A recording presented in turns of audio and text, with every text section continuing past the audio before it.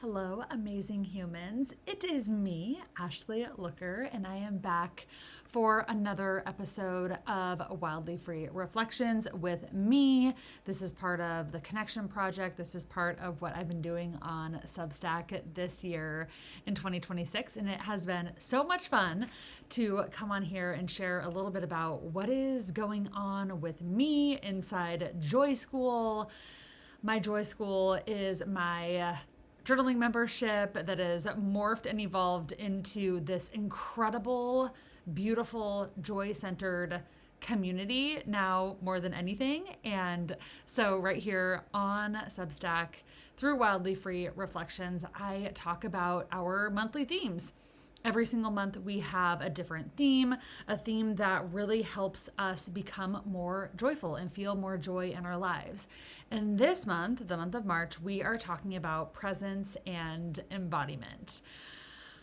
I dropped an introductory podcast at the beginning of this month, and I just wanted to pop on here today. This is probably going to be a pretty quick episode, but I wanted to show my face. I'm trying to show my face a little bit more here, even though it feels like such higher stakes. It just feels a lot more vulnerable, but it also allows me to be a little bit more present, which is the whole point, right?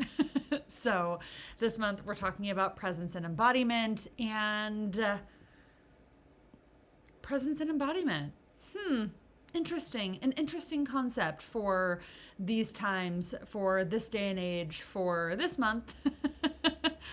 It has not been going perfect. It has been going. I have been learning a lot. Mostly, I have been learning when I am not present. And that is actually one of the things that came up a lot during our spiritual practice this month in my Joy School was, wow, I have not been present, but I have been noticing a little bit more when I am not present. Like, oh, I've been spiraling a little bit, or wow, I was just completely taken out of my body for those few moments, or I was completely disconnected from my body for a few days. I think part of becoming more present in our lives and in our bodies is noticing when we are disembodied and when we are not present. That is part of the process of coming back to ourselves. And that is something that I have learned this month so far. And one of the things I was talking about inside my Joy School recently was that presence and embodiment is a practice of constantly coming back to ourselves over and over and over and over and over again. It is noticing when I've become disconnected or I have abandoned myself and going, oh yeah, I have a body and I have a life and this is my body and this is my life. It has nothing to do with these strangers on the internet or whatever vortex or spiral you have spun yourself into. Coming back to yourself over and over and over again. And I just want to say that if you are struggling to be present right now and to live an embodied life, that takes so much courage. That takes so much courage because being present is, let me rewind. Being present isn't always a pleasant experience. We disembody or disengage and become not present as a way to survive, right? When we're feeling burned out, when we are triggered around our traumas and things like that, we disembody, we disengage when it's a survival mechanism. And being present is not always pleasant. Sometimes it's grief, sometimes it's turmoil, sometimes it's disappointment, sometimes it's guilt, sometimes it's sadness, sometimes it's depression, anxiety, overwhelm. There are so many reasons why we would go, yeah, no thanks. I'm going to go ahead and check out. I am going to scroll on social media for a while. I'm going to put on the Netflix. I am going to shop, whatever it is. It makes so much sense because it's not always a pleasant place. And if you are finding yourself disembodying a lot more lately, disengaging from reality, I think you're among the majority, I would say. But this is not an invitation to beat yourself up. If you've been struggling with being present, look around you. Look at all of the things that are just vying for your attention, that are pulling you away from yourself all the time, 24/7. You know, pets, children, social media, work, partners, environmental issues, household emergencies, little dings everywhere you look, right? There's a notification here and there and everywhere. And so it takes so much practice. It takes so much mindfulness. It takes so much awareness to be present and to practice being more present. One of the tools that I walked my community through here recently was bringing our full awareness to one thing, right? Those moments that you notice, holy shit, I was just like living on a whole nother planet there for a while. And you kind of have this moment where you're like, oh yeah, like I'm right here in this time, in this body, like in this environment. I'm not in 1889 as I'm watching this show, right? Those moments where we get so pulled in, where we like come out and we're like, oh, I'm right here. So one of the things that I encourage you to do is bring your full awareness to something on your body, in your body, near yourself, and bring your full awareness to that thing. One of my favorite things to focus on if I feel like, whoa, okay, I'm completely disengaged, is to bring my awareness back to my hands and just take all of my attention, all of my focus, and put it all on my hands. Like there is nothing else in the world. It's like you have the best blinders on in the entire universe, and you just bring your full awareness and your full attention to your hands. Or for people like me who are Vata, who are like flying off the planet all the time, maybe ADD, those kinds of things, bringing your full awareness to your feet can be another really great way to feel more grounded and more present. And again, just really thinking and feeling into, this is the only thing that matters right now. Just bring your awareness, every single ounce of that awareness, into your feet. Feel into the warmth, the texture, any tingling, any sensations of heaviness, lightness, anything at all. Just bringing your full awareness to your hands or your feet. And that can help like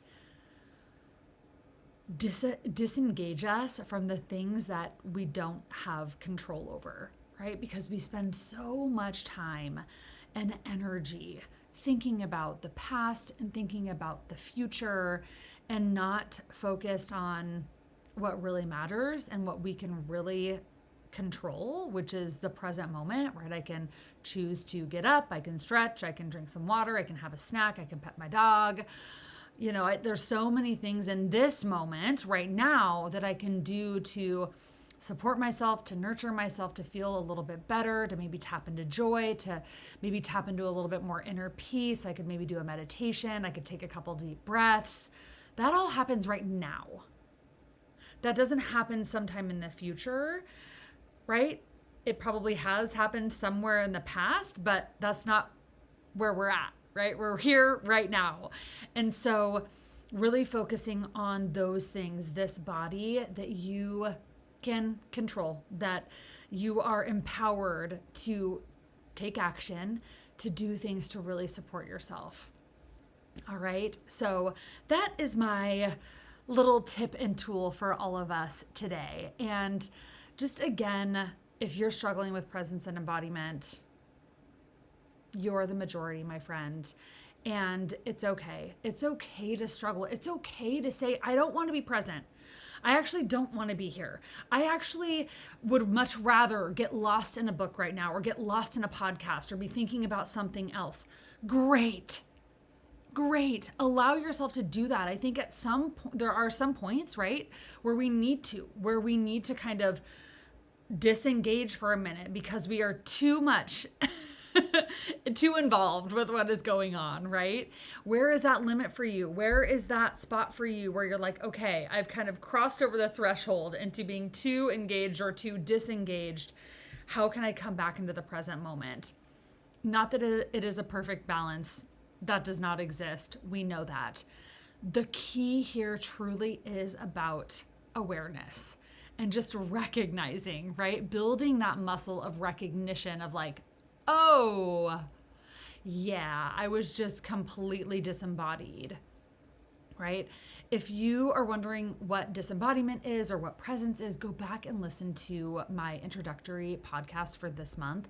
We go through all of the definitions, what it looks like, and I kind of break it down for all of us who are wondering, what are these things, right? So feel free to go back. And the other thing that I want y'all to ask yourselves and maybe even spend a little time journaling about is, where do I feel alive? Where do I feel alive in my body? Right? Those moments where we're maybe, okay, feet on the ground, hands on my heart, whatever it is to bring us back into the moment. Ask yourself, where do you feel most alive in your body? I love that question, right? Because it forces us in a way to like pay attention. Like, oh, I feel most alive in my heart right now. It feels so open. It feels so energized. Oh, I can feel it fluttering. Like, oh, I feel most alive in my like third eye, or I feel so connected to my intuition. Like, where do you feel most alive in your body? Such a great question. A quick little check-in to come back to yourself. This is the one body we get. You know, it's just this one that we get in this lifetime. And there's so much wisdom. There is so much fucking wisdom within our bodies. We are constantly looking outside of ourselves for external validation, right? Like, what is the answer to this? Or what is the answer to that? Guess what? They don't have the answer. You do. And my hunch is that when you recognize the answer somewhere outside of yourself, like if you all of a sudden you read in a book and you're like, boom, what? It's this recognition of this wisdom that was already within you,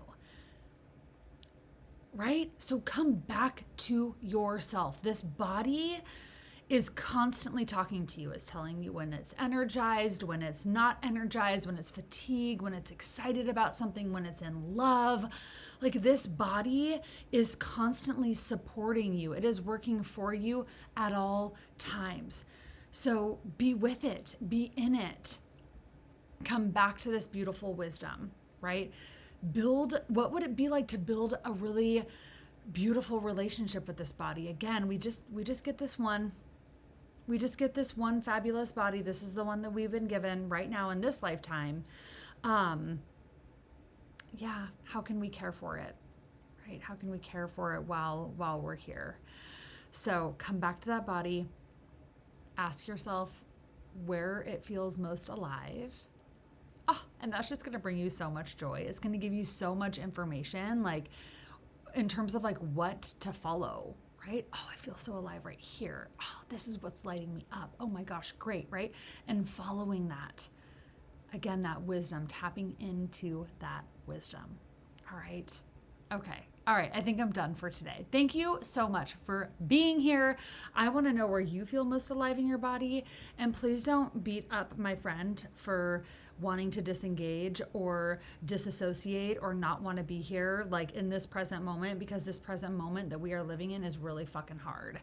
And you're not alone in that. So don't beat yourself up. You are not allowed to do that. What you are allowed to do is have compassion for yourself. Okay? That is what you're allowed to do. So please be kind to my friend who is out there watching this right now, and give this person, you, some kind words. All right. Okay. I love you all so much. I'll see you again. I'll probably do another little update at the end of the month on how things are going or how things have gone in terms of presence and embodiment. I wore my red lipstick today because that is a source of embodiment for me. It connects me back to my body. It makes me feel like my most confident, empowered self whenever I wear red lipstick. So what is it for you, right? Is it the cozy sweater? Is it a certain pair of shoes? Is it an outfit that you love? Is it a face mask that you put on? Is it dancing? Is it massage? Is it yoga? What gets you in your body? What gets you in your body? Yeah. All right, everyone. Okay, I'm going to shut up now for real this time. Okay, I love you all. Let me know your thoughts below. I love to keep these conversations open, and I can't wait to hear from you. Okay, bye.